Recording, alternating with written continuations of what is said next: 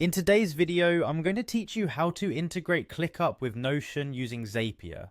This process is a fantastic way to streamline your workflow by connecting these two powerful tools. It allows you to automatically transfer information, stay organized, and save time in managing your tasks and projects. So let's dive in and get started.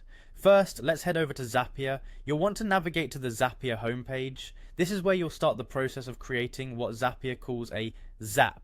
Essentially, a Zap is a blueprint for a task you want Zapier to do for you.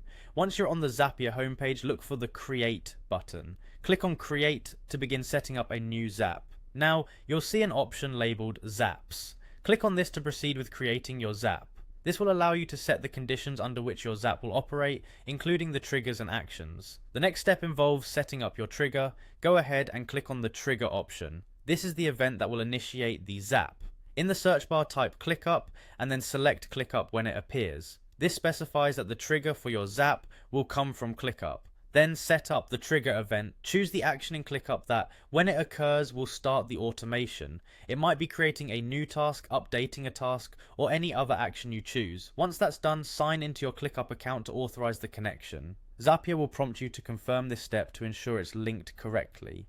Now that your trigger is configured, it's time to set up the action. Click on Action and then search for Notion. Select Notion from the list. This determines that the action will be carried out in Notion.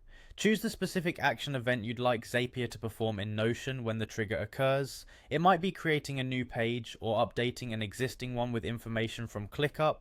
Again, you'll need to sign in to your Notion account to authorize the access. Zapier will guide you through these steps, ensuring a secure connection. After setting up both the trigger and action, it's always a good idea to test your Zap to ensure everything is working as expected. Click on the Test button to run a quick check. Zapier will simulate the Zap to confirm that everything flows smoothly between ClickUp and Notion.